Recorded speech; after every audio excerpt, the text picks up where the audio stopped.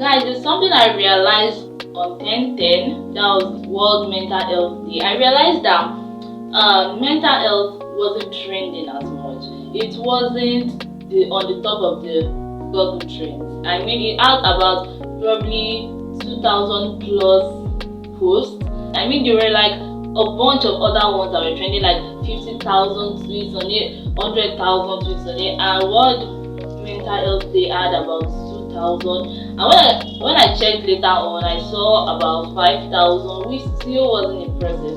So I think that's to say that this thing called mental health is still not viewed as very important, because I don't know how mental health isn't meant to trend. Like, why wouldn't it? Like, oh my god.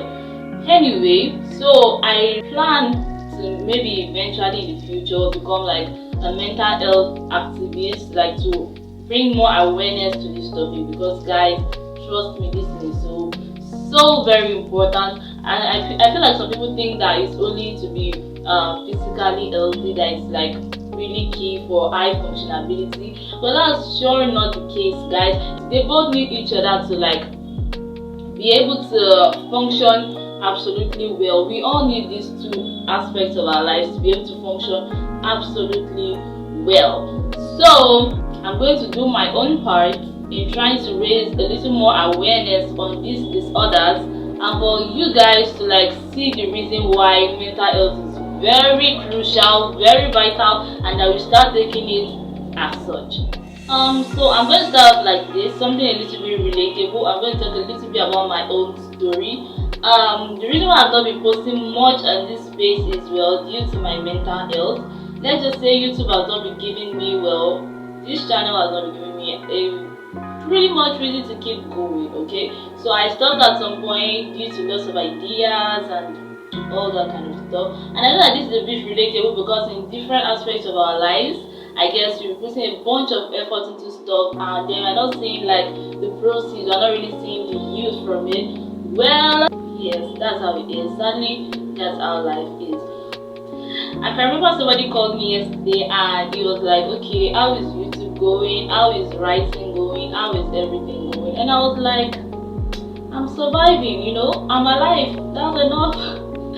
Because I guess I've lost interest in a bunch of stuff. I even thought I'd really quit YouTube at some point, but I realized that I still wanted to. I still have some things that I really need to share. So, well, I can't quit it just yet. At least not until you add a lot of things that would help you guys. Yeah, aside my beauty and every other thing, the other things I have in mind that I really think that you guys really need to know. Especially this mental health of the topic, because guys, it's like a very, very, very big deal for me, because a lot of us are going through a lot of things and a lot of people are really insensitive to these things, the way they handle it, the way they perceive us. Okay, so take my story for example. I'll never stop talking about when I lost my dad, because it's still something that I can never really forget about. So there was this time in my life when I was really going through this loss. I wouldn't call it PTSD, because I wasn't having like nightmares about his death, or I wasn't, you know, the other symptoms about PTSD that I have read about. So I can confidently say that now that it's not PTSD, but I was very depressed. I was. So when I was in boarding school, yeah, a lot of things would happen that I wasn't used to, that I probably wasn't comfortable with. So when they do happen, I then blame it on my dad's death, or I'll be like, oh, if he didn't die, I wouldn't be in this situation. Then I would always cry. Even the littlest of things really made me cry. Not like I really like said that, oh, it's his fault, but I'd always think that, oh, if my dad was alive, I wouldn't go through things like this. Like, it was very rampant and it happened for years, and nobody really knew about this stuff. I just did it alone. And then people would think, oh, she's probably too soft, she's probably too, when they catch me crying, because I think I did that a lot when I just entered boarding school. But you see, as the time went by, I began to like outgrow this thing. I thank God for strength and the ability to like identify these things. I outgrew this particular feeling like the victim kind of thing and blaming it on my dad and everything. Now I guess I've learned to accept that probably it's destiny or it's my fate. So, well, Yeah, so that will bring us to the topic of today. Today I'm really going to be talking about how insensitive people can really be, the symptoms of several mental disorders. Well, I feel like the only remedy or the only true help we can really get with these mental disorders is by professional help, guys. I'm very sure that's like the only thing that can actually help you. Well, aside God, if it's spiritual, aside God, I feel like that's the only thing that can actually help you get out of these mental disorders. And if you are really going through something pretty hard at the moment, or you've been going through it for years, I'm very sorry. My heart goes out to you. I know how these things could be. I've seen people that have gone through these things. I see how they react. I see how they behave. And well, I've gone through some of these things as well. And let's just say maybe I am still going through them. But well, I've started to identify these things. I've started to identify that it's okay not to be okay. But the fact that there is lack of understanding and support from other people is one of the reasons why these things never really go. They never lessen, they just become way worse. So today I'm going to be talking about these symptoms. I'm going to be talking about how you can please try to start treating people. Not only the people with mental disorders, you never even know, because they don't write on your face like, oh, you have this, you have that. But I'm going to talk about how you should treat people, just to like lessen these symptoms and make them feel better, and not to feel suicidal and get way worse. Okay, so we're swiftly moving on to the different kinds of mental disorders we have and how they look like, how people react to these things, like the symptoms you see in a person, and how you can just assume that this is what this person has. Now, you can't be completely sure, but you can just assume and know how to treat this person, or know how to deal with this person. Okay, so depression is like it's a really dark hole. It's very dark. I mean, you can just cry or have like a strange outburst of tears for no apparent reason. You can be so sad and it lingers for so many weeks. You might not even want to leave the house at all. Like, it can go as far as you being scared of how the day is going to be, like you don't want it to get out of bed because of this feeling of extreme sadness in your heart, and you can't even seem to tell or pinpoint what exactly it is. Now, some people are like this, so I feel like there are different degrees to this thing. Some are light, while some are very severe. I mean, they wouldn't want to leave their house for any reason in the world. It's something that sometimes they try to leave, sometimes they want to, but they just can't seem to ever try to do it. Like, it's very hard, like convincing your body you need to stand up, but your soul just doesn't want to. It just wants to lay in bed and suffer, and it's something that is extremely out of your control. Now, it gets me feeling very sad when some people will be like, you are just being lazy, or you are too dramatic, or this thing shouldn't affect you as much, or it's probably just being a crybaby, or she's being a crybaby, or she's too soft, she's too weak, just because they see somebody with these kinds of things. I feel like this is extremely sad, and seriously, my heart goes out to everybody who they've been in situations like this and they've been left out. Mean words have been said about this. They've just been like completely and absolutely abandoned and neglected. Now, I don't expect that, or we all don't expect that you'll be able to completely be certain that this person is depressed, but you should at least try to observe or try to notice. From those little acts of kindness, like, oh, hi, are you alright? Or, hey, are you fine? Is there anything the problem? And then you like trying to respect their space or the things that they tell you, not outrightly judging them or outrightly saying very undermining things to make them feel like, oh no, this person probably doesn't care about me. Or yes, you know, when you like be very mean to these kinds of people, they feel like they are not worth talking. Then the esteem issues begin to set in. Like, depression has a bunch of other things that come with it. I mean, it comes with esteem issues, it comes with shutting completely out of the world, it comes with severe doubts, thinking, oh, am I okay? I'm not okay for this certain kind of person. I'm not enough.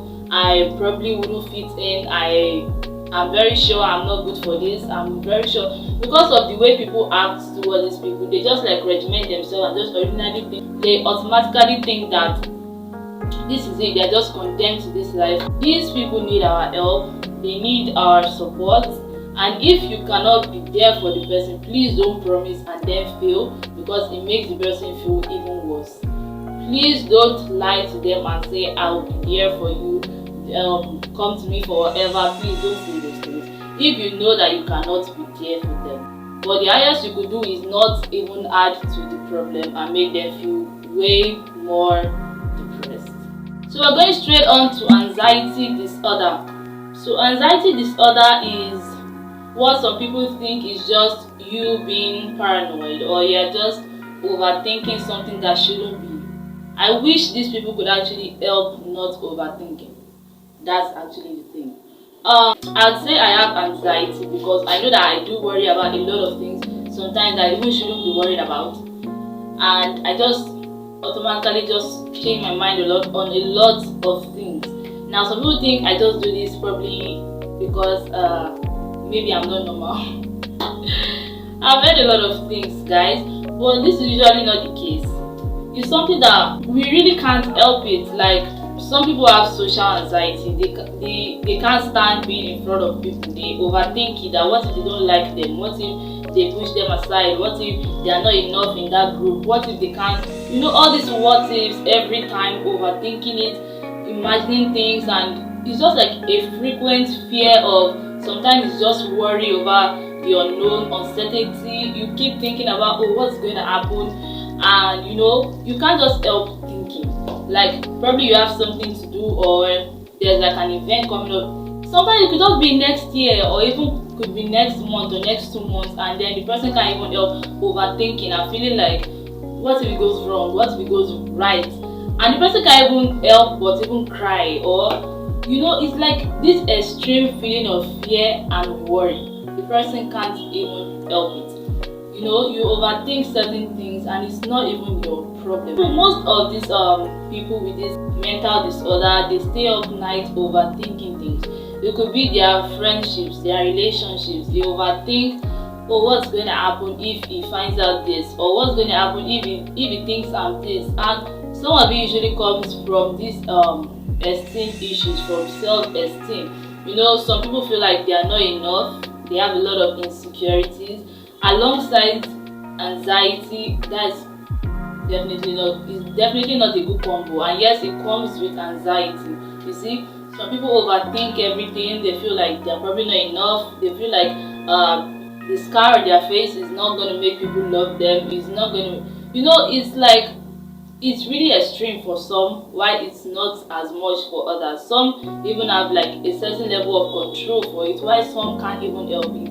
They find themselves crying over this thought, over the fact that something negative could happen, it's pretty serious, guys. There's a lot more to it. There are hallucinations, there are delusions, there's paranoia. You just overthink every single thing. Of course, these people really want peace of mind. I mean, who doesn't want peace of mind? But it's something you can't even help, and then you are not even sleeping at night thinking about this thing. You're like, why am I even thinking about this thing? Like, why is it going to happen next year? Or it really isn't something that I feel I should be worried about. But you can't help it. The thoughts just keep coming. You keep thinking, and things just ruin. I mean, relationships get broken, friendships get broken just because of the fact that you've overthought that probably if they go to another country, they wouldn't like you anymore, and then you just concluded in your mind that they are sure not going to be enough for them.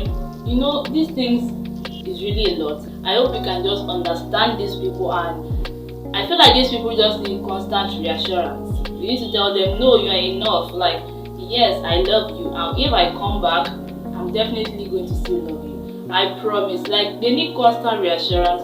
Some who have it way more severe, you need to assure them a lot of times in a particular day, and that's just it. Some which might not have it as severe, you still need to reassure them. Everybody wants peace of mind.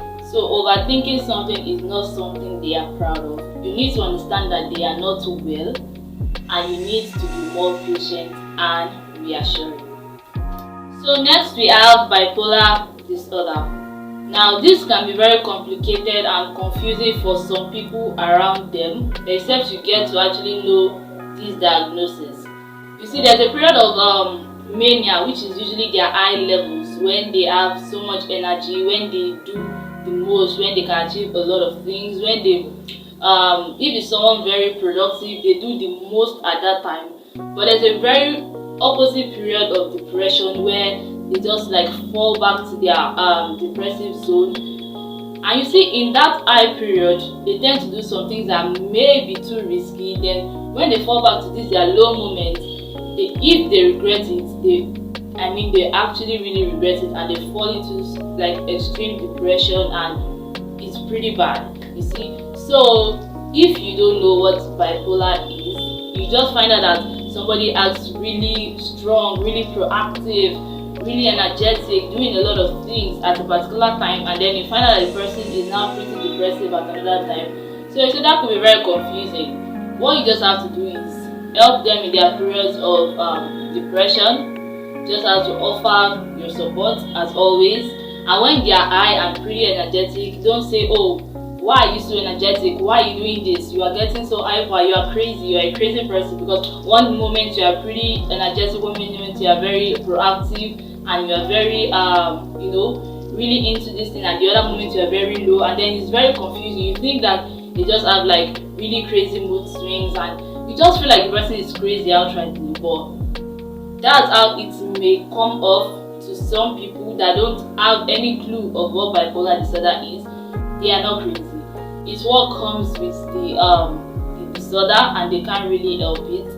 You just really need to put up with them. You really need to be very patient with them, because there's this movie I just watched, like it really portrayed bipolar disorder. There's this lady that she's a superstar, and you see when she's on set acting, she's always very energetic, she gives it her all, she's always very motivated, doing everything. But when she because she has a sick mother, so when she goes to visit her at the asylum, she's usually very sad, she becomes very low, and sometimes when it's time for her to be on set again to act, she doesn't give it her best.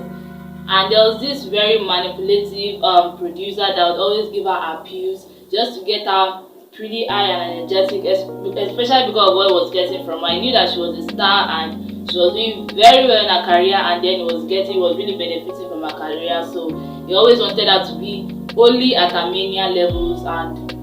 But you see, later on when she's depressed, you see, I feel like what they do at their high moments is not exactly what they want to do. They don't want to go to such limits. So when they are a bit depressed, they feel like they begin to regret a lot of things, and they're just very solemn, very calm, and just in their thing. So please don't think they're crazy. That's how it is. Like they just have like really opposite. That's why they call it bipolar. You see, they just have like two different moods, two different attitudes. I'm sure medications even definitely what's gonna help, as well as therapy. What you can do as a person with a friend like that is just to show your support and not snap at them saying they are crazy when they get like this. Okay, so now I'm moving on to schizophrenia. Now, it has never really been concluded on what could be the cause of this, but it usually comes with hallucinations, delusions, disorganized thinking, inability to relate well with others, sometimes extreme forgetfulness. If seeing somebody like that, you could assume that, like someone who knows completely nothing about mental health, could just assume that this person probably is crazy, or the person is just a scatterbrain, and it happens like that. But no, that's not the case. It's a sickness like any other. Professional help is what is best for things like this. I don't know what we can really do about it, like friends or family or people like this. I don't really know much about schizophrenia, just about the hallucinations, delusions, and the likes. But I would really recommend the professional help. I feel like that's the best best for people like this. As soon as you realize that someone you know has most of these symptoms and more, please do advise they get medical help. Please don't say it outrightly and be too blunt about it. You need to like make them realize it, because I think the first step to someone actually getting treated is by actually admitting or knowing of these facts. If they don't decide or identify that they actually have a problem, there's no curing it, there's no treating it, it's going to be like a complete waste and they wouldn't want to do anything about it. So just still be patient with them. If you can help them in any way, please do help them, or get medical help or professional help as soon as possible for them. Okay, so we also have eating disorders. Now some people might just think that some just want to like lose weight, or some just want to be fat on purpose. Now I think that's not really the case. That's actually not the case. You see, there's a particular eating disorder where someone consumes so much calories and then regrets it afterwards, while there's another where the person eats even way lesser calories than should be consumed by a normal person, probably because they don't want to gain weight or something. There are a bunch of eating disorders like that, but I do know that there is one where someone overconsumes, then later regrets and wants to like purge themselves of what they've eaten. And there's another where the person eats way less calories, probably in the aim to like lose weight or not, or the fear of being obese. While there is another where you just binge eat and you just eat a lot, and you will still regret it. You see, you eat way more calories, you still regret it, but you don't have the urge to want to purge yourself of this. So those are just few of the many other eating disorders that we have. So please, if you do see people who are obese or really skinny, some of them are from these eating disorders. So please don't body shame people. Please don't be like you are too skinny, you are too fat, because some of them, they usually regret eating the way they do. They are not happy with the way they do, but they can't control what they eat, or they don't know how to stop it. So please try not to body shame, because it comes from body shaming that they begin to actually regret these things even more. So please, let's be careful. And if you see that it is getting way too much, please try to help them. Try to seek professional help for them, because even in as much as they do regret what they do, some of them might not feel the need to actually check themselves for some professional help, but you could. Please don't insist. Just try to make them see reason to why they do need this professional help, but don't insist. Don't push them too much. Don't make them feel mad, and don't make them lose themselves. So we also have ADHD. That's the attention deficit and hyperactivity disorder. Now this is usually found in children. Some of the symptoms are restlessness, constant movement of maybe the arms, the legs, and mostly distractibility. The person is usually very distracted. You can't seem to get the person's attention for quite a long time. Like they have very little attention span. Let me give you like examples of things that you usually see in a person that has ADHD. Probably in a group you see someone who just wants to like give their opinion even without being called on every single time. They have difficulty taking part in activities that have to be silent. They always have this urge to want to do something, to want to talk. They are so restless. They have sometimes most of them do talk fast. They find it hard to like keep up with conversations. They forget a lot. That's why I'm saying that this usually happens in children, although you might see some few adults having some of these symptoms. So please do be careful with them. It's called ADHD. Sometimes it starts from childhood to adolescence to adulthood. So please, let's be careful. Parents, please, let's be careful. If you do notice these things in your children, please try to get help for them as soon as possible, so it doesn't like linger until adolescence or adulthood. So we also have PTSD. That's the post-traumatic stress disorder. Now this actually occurs with nightmares, delusions, like probably after a traumatic experience, after so many stress, sometimes after grief. The person seems to always think about occurrences related to that incident, always fidgeting, always thinking about these things. Probably it usually occurs when someone has gone through maybe child abuse, rape, maybe a period of kidnapping, human trafficking, and then they come back all fidgeting, having nightmares, waking up at night, feeling like their abusers are still after them, being way too defensive. Maybe probably want to get close to them and they are defensive, thinking like their abuser is coming close to them, or whatsoever it might be. It could just be something traumatic and the stress that happens afterwards. So please, let's try to be patient with these people because they are still going through like a very difficult time. They can't get out of this issue. They just want to like find a safe space. Please try to be their safe space. Try to tell them that they will be fine, everything is going to be alright. If you feel like anything that could trigger nightmares or this hallucination could be around you, please try to keep them out. Sometimes if they see like sharp objects, they feel like probably the abuser is one holding it against them. You see, they just have a lot of episodes and it's not really their fault. They are still like reminiscing, their brain is still trying to adjust and it's not easy. So please try to be calm with them. If you cannot be there for them, please don't give them false hopes. Please don't try to attack them. If you snap at them and get angry at them, they feel like you might be a potential threat as well. So please try to be careful with them. And I hope God helps us with this. Thank you. That will bring us to the end of this video.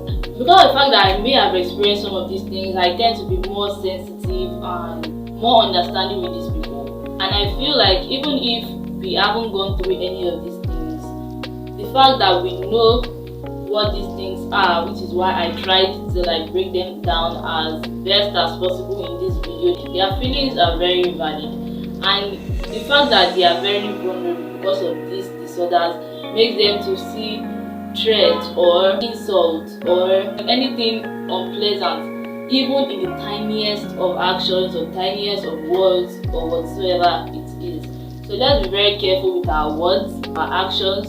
Let's try to be more reassuring. Let's try to be more empathetic, even though we may not have been through these things. If we cannot be empathetic, please let's be sympathetic. I feel like mental health is something that is very delicate and it can be the cause for most of the things that people do, people react to. And if you can also sensitize more people and raise more awareness concerning mental health, please, this will be very much appreciated because a lot of people are just dying. A lot of people are just like becoming less and less of themselves, a shadow of themselves every day because of the things they get, because of how underestimated they get, how invalidated they get, how much they feel like they are never enough. These things are not even really easy to talk about. I feel like it's very rare before you see someone who can come out to you and say, hey, I have depression, hey, I have anxiety.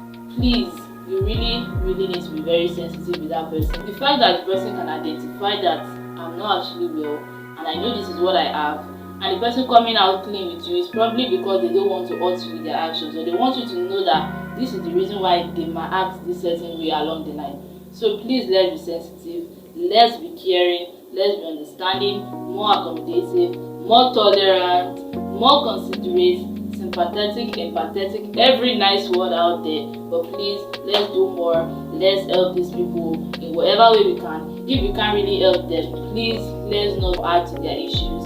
And may God help us all. Alright, so I'm going to be like releasing a part 2 for this video. It's going to be also about mental health, but it's going to talk about Gen Z and becoming better parents, because some of these mental health issues originate from childhood and we don't even know about it. Then these people grow up to become very horrible adults, very horrible bosses, horrible employers, horrible people, and sometimes we don't even know that it originated from their childhood. So Gen Z, we really need to be better parents. We need to help our children and know that if we do see some of these symptoms from very early stages and try to help them so that later in the future they don't become unbearable adults. So thank you for staying tuned to the end of this video. Please like, subscribe, and yeah, there's going to be a part 2, so please stay tuned for that. Thank you so much for watching all through to this particular place. Whew. I've been talking a lot. Thank you and see you next time. Bye.